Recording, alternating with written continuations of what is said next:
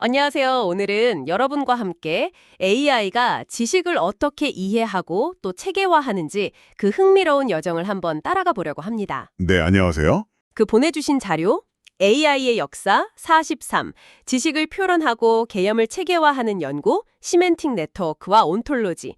이거 기반으로요, 초기의 AI의 어떤 한계점에서부터 지식 표현의 중요성이 왜 나왔는지, 그리고 시멘틱 네트워크, 온톨로지 이런 개념들이 어떻게 발전했는지 핵심만 좀 짚어보겠습니다. 네, 좋습니다. 그 초창기 AI 연구는 사실 문제 해결 능력 자체에 좀 집중했었죠. 그렇죠. 퍼즐 풀고 게임하고 그런 거였죠. 맞아요. 근데 곧 깨달은 거예요. 아, 실제 세상은 훨씬 복잡하구나. 이걸 다루려면 방대한 지식이 꼭 필요하겠다. 아, 그래서 지식이 필요하다는 걸 알게 된 거군요. 네, 이게 바로 그 특정 분야의 지식을 활용하는 전문가 시스템의 등장을 이끌었죠. 전문가 시스템이요. 여기서 이제 핵심 질문이 생긴 겁니다. 컴퓨터가 이해할 수 있는 형태로 지식을 어떻게 표현하고 또 활용할 것인가? 바로 이 문제였어요. 초기 전문가 시스템들은 주로 그 IF10 규칙 같은 걸 썼다고 들었는데요. 근데 그 방식만으로는 좀 한계가 있었다는 거죠. 맞습니다. IF10 규칙이 명확한 조건이랑 결과에는 괜찮았어요. 근데 뭐랄까, 우리가 그냥 당연하게 아는 상식 있잖아요. 네네, 상식. 혹은 굉장히 좀 미묘하고 복잡한 전문가 수준의 지식들, 이런 걸 다 담아내기가 영 어려웠던 거죠. 아, 그렇겠네요. 그래서 지식을 컴퓨터가 처리하기 좋은 형태로 표현하는 그 연구, 지식 표현, knowledge representation이라고 부르는 그게 중요해진 겁니다. 지식 표현. 그중에 이제 대표적인 초기 접근법 중 하나가 바로 시멘틱 네트워크, 의미망이라고도 하죠. 시멘틱 네트워크, 의미망. 아, 자료 보니까 개념들을 이렇게 점, 노드로 표시하고 그 관계를 선으로 이어서 뭐랄까 지식 지도를 그리는 방식이던데요? 네, 맞아요. 아, 그럼 예를 들어서 돌고래는 고래다. 고래는 포유류다. 이렇게 연결해 놓으면 컴퓨터가 이걸 보고 아, 돌고래는 포유류구나. 이렇게 추론할 수 있다? 이런 건가요? 네, 정확합니다. 바로 그런 원리예요. 이 개념들을 연결망으로 표현하자는 생각 자체는 사실 고대 그리스 철학까지도 올라가는데, 오, 그렇게 오래됐어요? 네.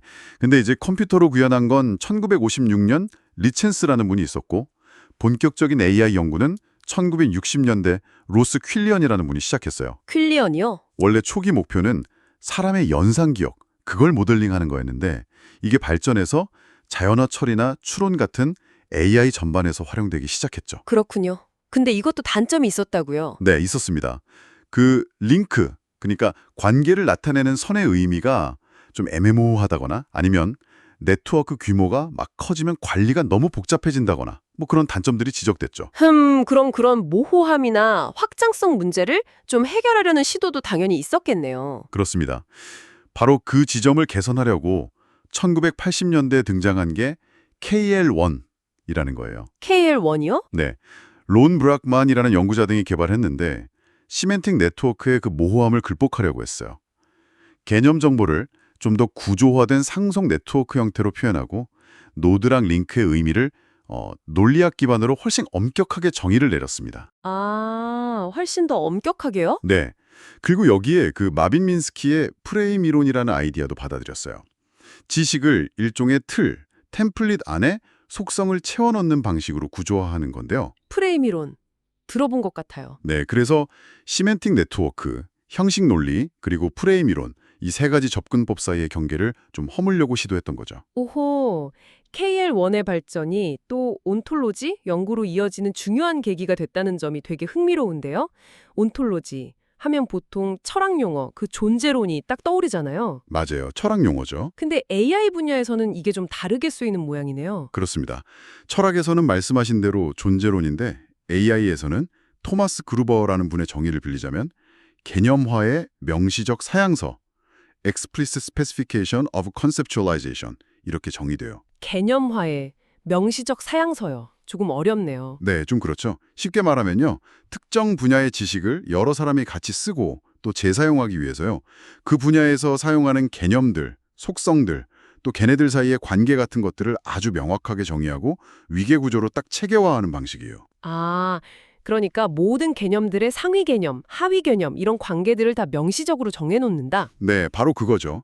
AI가 뭐 개념 그 자체를 진짜 이해한다기보다는 이렇게 명시적으로 잘 규정된 체계를 통해서 지식을 효과적으로 활용할 수 있게 만드는 접근법인 겁니다. 아하, 그래서 그 팀 버너스리가 제안했던 시멘틱 웹하고도 이게 관련이 깊군요. 네, 웹에 있는 정보들을 기계가 이해하고 처리할 수 있게 의미 구조를 부여하려고 했던 시도였잖아요. 맞아요. 시멘틱 웹의 핵심 기술 중 하나가 바로 이 온톨로지였죠. 그러면요, 시멘틱 네트워크랑 온톨로지 둘 다 언뜻 보면 그래프 구조를 쓰는 것 같은데 결정적인 차이점은 뭘까요? 핵심 차이는 표현의 엄격성, 그리고 목적에 있다고 볼 수 있습니다. 엄격성과 목적이요? 네, 시멘틱 네트워크는 용어 사용이 비교적 좀 자유롭고 뭐랄까 통일된 규정 같은 게 좀 부족했어요. 반면에 온톨로지는요, 지식의 공유, 그리고 재사용, 또 상호 운용성, 이걸 굉장히 중요하게 여깁니다. 아, 공유와 재사용, 상호 운용성. 그렇죠. 여러 시스템이나 연구자들이 지식 기반을 같이 만들고 활용하려면 명확한 약속이 필요했던 거예요. 그래서 개념이랑 관계 정의가 훨씬 더 엄격한 형식과 규칙을 따르게 됩니다. 그렇군요. 훨씬 더 체계적이고 약속된 방식으로 만드는 거네요. 네, 이게 바로 대규모 협업 AI 프로젝트라던가 아니면 서로 다른 지식 베이스 간의 어떤 소통을 가능하게 만든 아주 중요한 진전이었다고 할 수 있죠. 야, 정말 흥미로운 흐름이네요. 처음에는 그냥 단순하게 개념들을 연결하는 망에서 시작해서 지식을 공유하고 재사용하기 위한 아주 엄격하고 체계적인 구조, 온톨로지까지.